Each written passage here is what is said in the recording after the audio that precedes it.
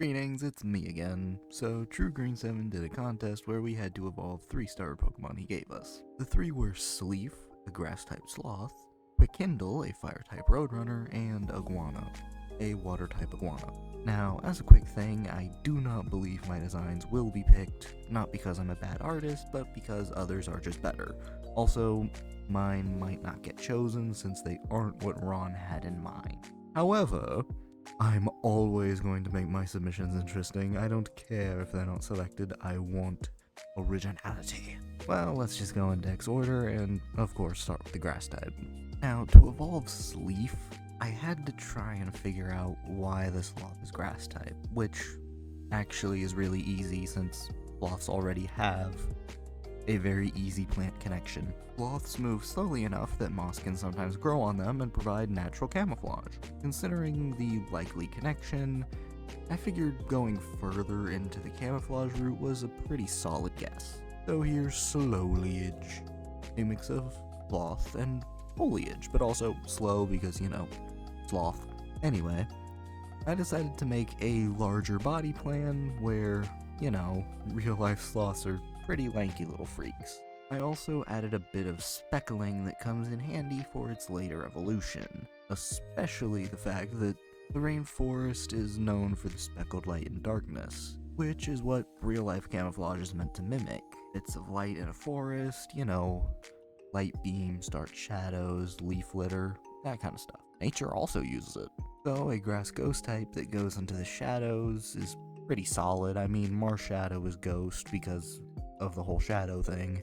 Then, to make a bigger sloth, I'll just use the Megatherium or, the giant ground sloth. Again, giant ground sloth, it could have been ground type, but I feel like that's kind of overdone. And that led me to Hidaleaf, or Hitaleaf. I haven't decided which one, but it's a hidden leaf. Duh. Megatherium was native to South America, the same area as the, alive three-toed sloths. Yes, three-toed sloths, plural, because that refers to a group of sloths specifically. There are 5 living sloths that fit into this group.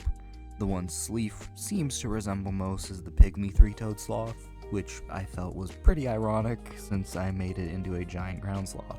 Now, Quickindle is very obviously a roadrunner, but why is it fire? Well, maybe it plays on the fact that roadrunners live in hot climates? I guess. Maybe it plays on the fact that a lot of speed in media is commonly depicted with fire trails. I don't really got much else. While I might not completely understand the reason for its fire type, I can move forward. The Sariyama is a medium-sized, mostly terrestrial bird. There are 2 living species of Sariyama, the red-legged Sariyama and the black-legged Sariyama. While I would have loved to have the black-legged Sariyama and include black-legged Sanji into the design, the red-legged Sariyama was just the obvious choice because, red hair. It was the more obvious example. While Roadrunners and the Sariyama might not be genetically connected, they do functionally seem close enough that it's a reasonable evolution. They don't have to be directly related, which helped me make Sariyama, a mix of Seer and Sariyama. Come on, the name was too easy, it was perfect. Now, the most important part of a starter's final stage, making it bigger. Terror birds are related to modern-day Sariyama.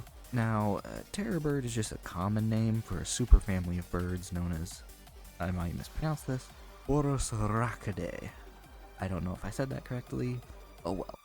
These birds were large, flightless predators in the Americas.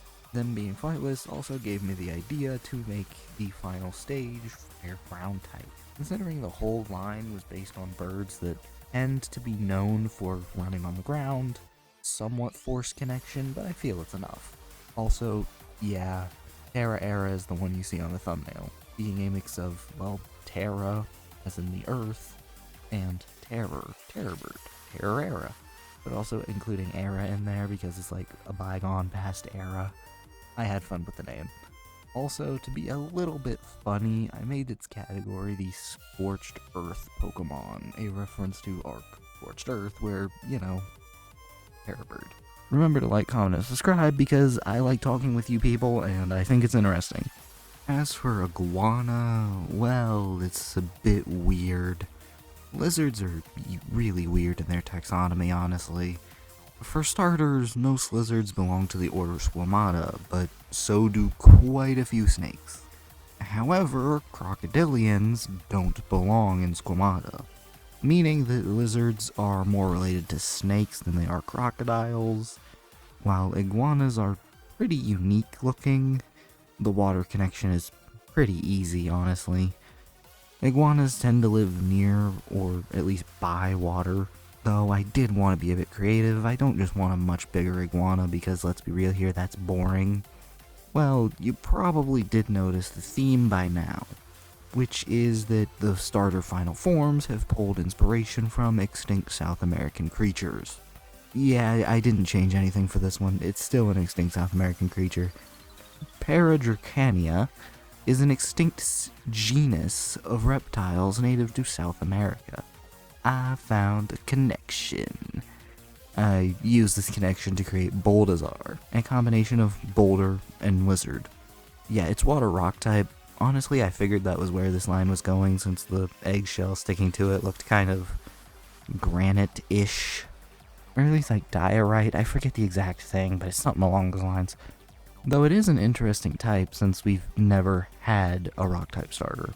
The northern caiman lizard is Paradracania's closest living relative, at least to my knowledge. And it's a lizard that just so happens to be good in the water and is named after a famous crocodilian. Look, all I'm saying is that it feels like this could have been what Ron was aiming for, even if it's certainly not. I mean, look at this thing. I'd say it looks closer to the caiman lizard than it does the iguana, but maybe that's just my opinion.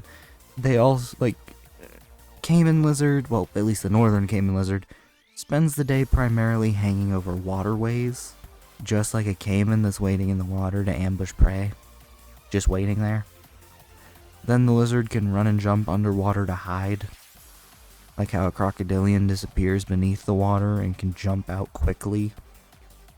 It's literally just doing everything in reverse. I think I've made it pretty clear by this point. The caiman lizard becomes a caiman. Who would have guessed? Here's Cayma Cave, still a water rock type, and realistically, the cave element was simply because, well, caves are made of rock and it kind of fit the name. The rough, durable skin of a crocodilian is definitely hard enough for the rock type. It's also bumpy enough for it, so oh well. Though, to also add more rock inspiration, I mixed in smooth stones. You know, stones at the bottom of rivers that become rounded and, you know, worked by erosion and moving water. Because I felt that just kind of worked. You know, eggs are round and all that, smooth stones, you know, it kind of worked. Though continuing the extinct South American animal theme even further, Nodosuchus is an extinct genus of crocodiliforms, similar to the much more famous Caprosuchus. I mean, South American extinct fauna. If you look deep enough, you find a connection to something living. Look, if you didn't want me to make the theme extinct South American fauna, do not make the connection possible, because when I get an idea, I run with it, and I do not care if it is what no one else wants to do, because I want it to be it. I want it to be expressive. Anyway, I have no idea if they were picked since this video was made. Let's see, it's currently the 8th, so, well, the 8th of May.